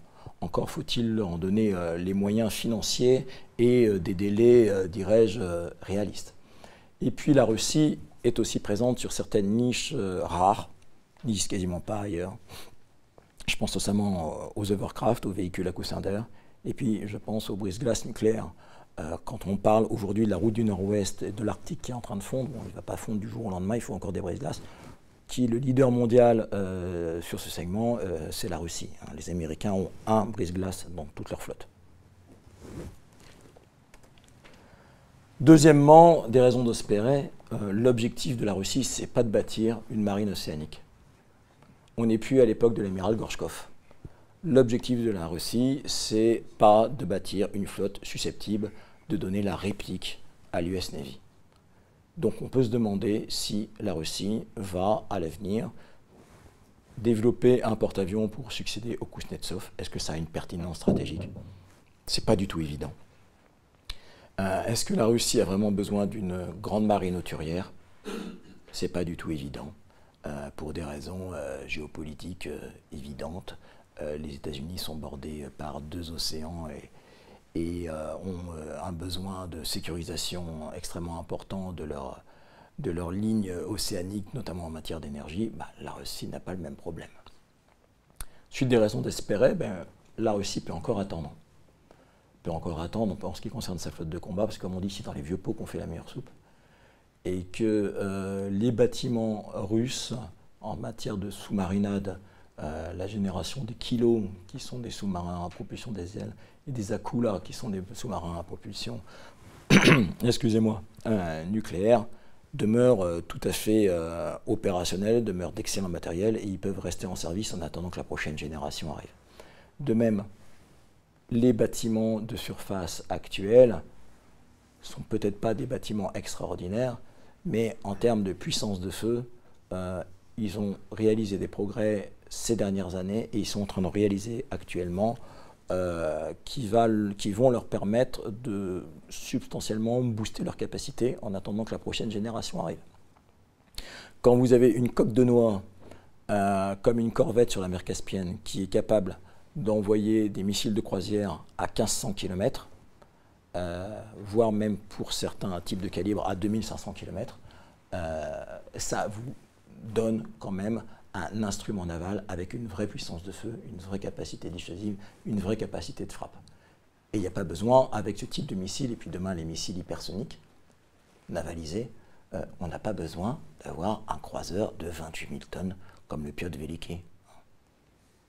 On peut très bien avoir des navires beaucoup plus petits, avec énormément de missiles dans des cellules de lancement verticaux, qui coûteront infiniment moins cher, qui sont infiniment moins beaux quand il s'agit de montrer le drapeau, mais qui sont infiniment plus efficaces. Et puis, une autre raison d'espérer, c'est la Crimée. La Crimée, elle va offrir des infrastructures qui permettront de booster l'efficacité de la construction navale russe. Alors en Crimée, on trouve quoi? On trouve bien entendu la base de Sébastopol qui est redevenue définitivement russe. Elle devait rester russe jusqu'en 2042, mais depuis, il y a eu quelques changements. Et puis, vous avez d'autres infrastructures. Vous avez des bases navales à Eupatoria, à Féodosia. Les Russes ont récupéré la base aéronavale de Novofedorivka, avec notamment tout ce qui est le centre d'essai pour les pilotes de l'aéronaval. Et ils ont récupéré des chantiers navals, dont notamment le chantier naval Zaliv, qui construit, j'ai appelé ça des bâtiments de projection et de commandement pour rester dans la veine du Mistral, je ne sais pas si les Russes appellent ça comme ça, qui sont destinés à se substituer au Mistral. Donc ils sont en train de construire 2 navires qui seront plus gros que les Mistral, 40 000 tonnes. Et ça, c'est un chantier qui ne dépend pas d'OSK. Et justement, c'est une des raisons d'Ospéré, c'est qu'il n'y a pas d'OSK, il n'y a pas qu'OSK aussi en matière de construction navale, et donc on peut faire jouer la concurrence. Indépendamment de Zaliv, qui a un défaut, c'est qu'il est en mer Noire. Donc imaginons qu'on veut construire un porte-avions en mer Noire. Je vous rappelle qu'en ce qui concerne la gestion des détroits turcs, normalement, c'est pas faisable. En revanche, il y a une grande cale sèche qui est en train d'être construite en Extrême-Orient, à Bolchoï-Kamen, et ça permettra tout à fait de construire des grands pétroliers, comme de construire des porte-avions si nécessaire. Quant à savoir si ça a une utilité, j'ai un doute. Alors, voilà une photo du chantier naval Zaliv.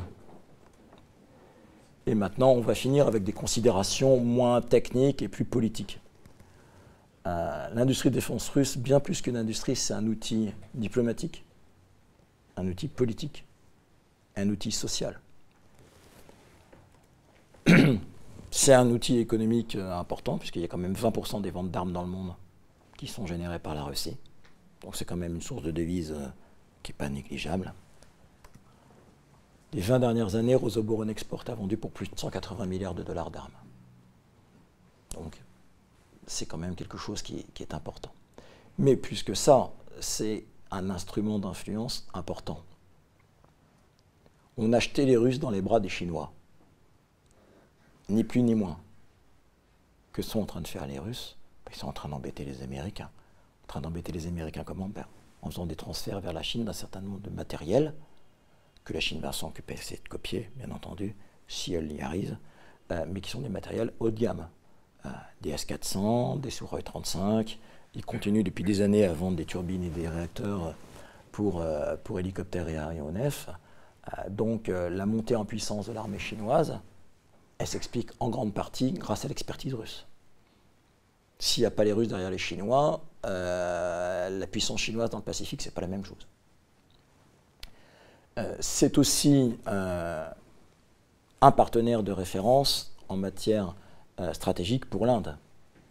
La Russie a un partenariat stratégique depuis plus de 50 ans avec l'Inde. Donc, elle n'est pas isolée. La Russie a un partenariat stratégique avec la Chine, un partenariat stratégique avec l'Inde, et tout ça, c'est grâce notamment aux technologies d'armement qu'elle est capable de vendre. C'est aussi quelque chose qui permet de mettre le bazar, quelque chose qui permet de gratouiller l'adversaire là où ça fait mal. Erdogan a réaffirmé il y a de ça quelques jours que la Turquie allait acheter des S-400, voire plus que prévu. Qu'est-ce que ça veut dire? Ça veut dire très concrètement que l'OTAN a besoin d'Erdogan, parce que c'est le flanc sud de l'OTAN face à la Russie. Mais Erdogan n'a plus besoin de l'OTAN. Il peut faire absolument ce qu'il veut. Donc grosso modo, les Russes appuient là où ça fait mal en disant, vous avez vu, on peut vous embêter comme on veut, et lui il fait ce qu'il veut. Il est exactement comme nous, il est dans une vision monde multipolaire, où grosso modo l'influence occidentale, on n'en a plus rien à foutre. Par ailleurs, la Russie, du point de vue diplomatique, elle a su surfer sur les printemps arabes et sur les erreurs occidentales. Qu'ont compris les régimes arabes quand ils ont vu que les Américains laissaient tomber Moubarak, quand ils ont vu qu'ils soutenaient l'opération de régime change en Tunisie, l'opération de régime change en Syrie, ils ont dit, bon, ok, on a fait des affaires avec les Occidentaux pendant des années, je pense notamment aux Égyptiens, c'est terminé, on ne peut pas compter sur eux. Résultat des coursiers russes qui avaient été littéralement mis à la porte d'Égypte en 1974 par Anwar el-Sadat ont fait un retour en force.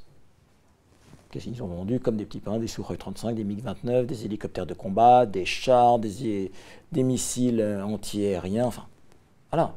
Le partenariat stratégique russo-égyptien est de nouveau en cours, grâce aux erreurs que nous avons faites au moment des printemps arabes. Même chose en Algérie. L'Algérie, dont on sait que le régime est extrêmement fragile, est en train de muscler ses forces armées dans un discours ultranationaliste vis-à-vis du Maroc, mais visant à donner le change par rapport à une population qui est réduite à la plus grande misère.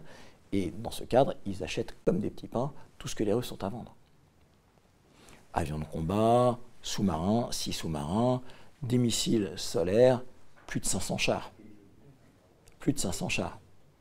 Là aussi, quand on parle d'export et de succès à l'export, le char de combat qui se vend le plus au monde, c'est pas le Leclerc, c'est pas l'Abrams, c'est pas le Léopard, c'est le T-90 russe. Donc, on est dans un monde multipolaire et les armes permettent à la Russie de briser l'isolement dans lequel la communauté internationale veut les plonger. Mais non seulement elles permettent de briser cet isolement, mais elles permettent aussi de dialoguer avec la communauté internationale. Il y a un passage que j'aime beaucoup dans ce film sur la crise de Cuba, avec Kevin Costner, je ne sais plus trop qui, je ne sais plus comment ça s'appelle ce film. Bon bref, où à un moment vous avez McNamara qui est dans la salle de contrôle de l'US Navy qui fait le blocus de Cuba, et il est confronté à un amiral qui lui est prêt à rentrer dans le chou des soviétiques, et McNamara s'énerve en lui disant vous ne comprenez pas, on n'est pas dans une opération militaire, on est dans un dialogue entre Kennedy et le premier secrétaire du Parti communiste de l'Union soviétique. Ce dialogue se passe à partir de la posture que nous avons avec nos matériels. Là, on est exactement dans le même ordre d'idées. Les matériels que la Russie met actuellement en service, les avant-gardes dont j'ai parlé, Kinjal, Sarmat, ils visent deux choses. Ils visent, un, à convaincre les Occidentaux que les programmes antimissiles qu'ils mettent en place sont parfaitement inutiles, parce qu'ils ne pourront pas arrêter le nouveau type de matériel, parfaitement inutile et extrêmement coûteux par rapport à la riposte russe, et que donc ces programmes qui ont une visée politique, à savoir unifier l'Europe de l'Est derrière les intérêts américains, sont en fait, d'un point de vue technique, parfaitement illusoires. Pareil, il s'agit aussi de donner la riposte au projet américain de Prompt Global Strike et de signifier que, quels que soient les progrès techniques qui seront réalisés par les États-Unis, la Russie se donnera les moyens de riposter. Je pense dans ce cadre, d'ailleurs, et c'est pour ça que je n'en ai pas parlé, qu'il y a un certain nombre de matériels qui ont été assez évoqués dans la presse ces dernières années, le fameux Poséidon, c'est-à-dire cette espèce de torpille nucléaire, de drone nucléaire qui irait frapper la côte est des États-Unis, ou le Burevestnik, qui est ce missile de croisière avec une autonomie illimitée parce qu'à propulsion nucléaire, je ne suis pas du tout persuadé qu'ils verront jour un jour et qu'ils rentreront en service actif. Pourquoi? Bien, tout simplement parce que ce sont des outils que l'on développera, dont la Russie dit « nous poursuivons les recherches, nous pouvons éventuellement les développer, nous maintenons une veille, mais on peut aussi tout aussi bien geler tout ça du jour au lendemain si on arrive à trouver un terrain d'entente sur un certain nombre de dossiers. » Donc ces armements sont plutôt des cartes diplomatiques que joue la Russie, plutôt je pense que des matériels qui seront réellement développés et qui rentreront réellement en service. Enfin, c'est un outil politique et social. Pourquoi? On va parler maintenant de la raison pour laquelle la BITD embauche. La BITD russe embauche d'un point de vue économique, productivité, c'est une hérésie. On n'a pas besoin d'avoir 90 000 salariés pour faire des chiffres d'affaires de 6 milliards d'euros dans l'aéronautique. C'est démontré. Maintenant, d'un point de vue politique, c'est tout à fait pertinent. En Russie, le taux de chômage est à 4,5%. 4,5% en juillet dernier. Taux de chômage à 4,5%, même si la Russie est par ailleurs confrontée à de vraies difficultés en matière de pauvreté de la population. Ça a d'ailleurs été évoqué par Poutine il y a de ça quelques jours. Eh bien, on achète la paix sociale avec l'industrie de défense. Parce que l'industrie de défense embauche et qu'elle permet de juguler partiellement le chômage, en termes d'emploi direct et en termes d'emploi indirect. Je vous rappelle que généralement, pour un emploi industriel, on considère qu'il y a 2 emplois dans les services. C'est aussi une manière pour le Kremlin d'envoyer un message à sa population, dont je pense la grande valeur commune est le patriotisme, et qui est encore largement traumatisé par la chute de l'Union soviétique. C'est nous protégeons le pays, la Russie est redevenue une puissance qui compte et une puissance que l'on respecte. Et donc ça justifie les efforts engagés. Ensuite, il faut se rendre compte du point de vue social que les entreprises russes assurent une bonne part des prestations que devrait assurer l'État théoriquement. Ça, c'est un legs de l'Union soviétique. Dans certaines villes mono-industrielles, comme par exemple Perm ou Samara, qui sont des grandes villes d'aéronautique, eh bien, déjà à l'époque de l'Union soviétique, mais c'est toujours le cas aujourd'hui, ce sont les firmes russes qui assurent une bonne partie des prestations médicales,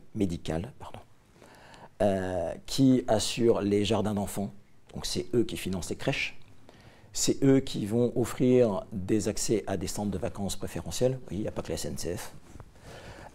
Et puis vous avez aussi eux qui souvent vont former les adultes, vont les renvoyer à l'école pour les former, pour les perfectionner. Donc tout ça, c'est l'industrie de défense qui finance. Et tout ça, c'est certes l'État qui finance indirectement, mais c'est toujours ça, en termes de services, que l'État n'a pas à mettre en place. J'irai même plus loin. L'avantage, c'est qu'elles permettent aussi de fixer de la population dans des régions qui, sans elles, seraient désertifiées. Moscou a décidé de continuer à produire des hélicoptères de combat à Arseniev, dans le Primorié, c'est-à-dire en Extrême-Orient, a décidé de maintenir pendant des années à bout de bras des chantiers navals à Khabarovsk et à Komsomolsk-sur-l'Amour qui étaient à 2 doigts de s'écrouler. Ils les ont financés à fond perdu. Pourquoi?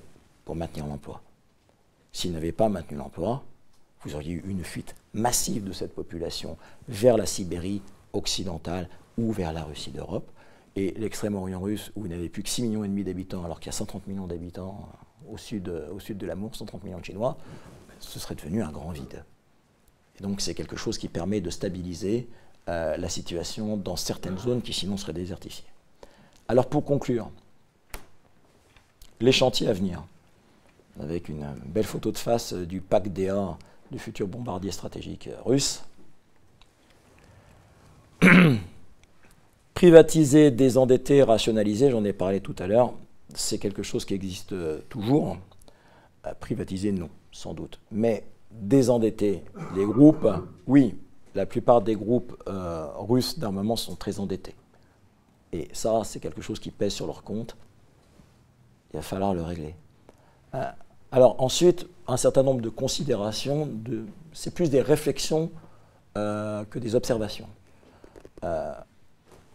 On peut se poser la question. On a tendance en France à considérer qu'un champion, un métier, qu'un industriel doit se spécialiser sur son cœur de métier. Moi, je me rappelle à une époque, on évoquait éventuellement un regroupement entre Thales, Safran, Dassault Aviation. Et chez Thales, chez Safran et chez Dassault Aviation, on disait des équipementiers en même temps qu'un plateformiste dans la même boîte. Est-ce que c'est bon? On en doute. On peut se poser la même question en ce qui concerne la Russie. Au Boron-Prom, par exemple, vous avez dans la même holding, vous avez la même holding qui gère les plateformistes, les hélicoptères, et les motoristes, donc ODK. Est-ce que ça a un intérêt? Est-ce qu'il n'y aurait pas un intérêt à modifier la structure? On peut se poser la question. Est-ce que OSK n'aurait pas intérêt à se concentrer sur son cœur de métier militaire pour réussir à augmenter ses cadences de production? On peut se poser la question, est-ce qu'un groupe civil et militaire dans le naval est viable? Vous regardez les Italiens, Fincantieri, ils disent oui. Vous regardez Naval Group, ils disent non. Question qu'on peut se poser. Parmi les autres chantiers importants, cesser les diversifications stériles, qui ne ramènent pas de valeur ajoutée, pas d'augmentation des chiffres d'affaires. Réduire la masse salariale, dès que ce sera possible, pour gagner en productivité, tenir les coûts et les délais. C'est autant de choses qu'on peut imaginer à long terme, pas à court, moyen terme. Les chantiers à venir, enfin, c'est dans l'armement terrestre. On a un certain nombre d'acteurs, un certain nombre de gosses corporatifs qui sont constitués. On peut se demander s'il n'y aurait pas encore, mais enfin là, je vois que l'heure tourne, je ne vais pas rentrer davantage dans les détails, si on n'aurait pas des rationalisations qu'on pourrait faire entre différents acteurs, de manière à constituer là également aussi des champions. Mais, attention, se mettre entre les mains d'un champion, ça veut dire qu'on se prive aussi de choisir entre différents concurrents. De temps en temps, on serait bien content en France de pouvoir choisir entre Dassault et quelqu'un d'autre. Avoir plusieurs fers au feu, ça peut être aussi une bonne chose. Je livre tout ça à votre réflexion. Les chantiers à venir pour les années qui viennent d'électronique. On a fait de gros progrès, on a constaté qu'il y avait de gros progrès en Russie sur l'avionique de mission, l'optronique. Et notamment, là, la Chine pourrait apporter un vrai plus parce que sur le segment de l'aéronautique et de l'aéronautique civile, notamment, les Chinois ont développé un certain nombre de produits qui sont haut de gamme, dixit les ingénieurs français. Et puis, les axes d'amélioration dans les années qui viennent, centrale inertielle, calculateur de bord, les technologies permettant la fusion de l'information, donc de combattre en réseau, le combat collaboratif, l'intelligence artificielle et les armes à énergie dirigée. Voilà, je pense que c'est ça les chantiers de l'avenir et les principaux défis qui attendent l'industrie de défense russe dans les années qui viennent. Et ma voix a tenu le coup jusqu'au bout. Voilà, je vous remercie.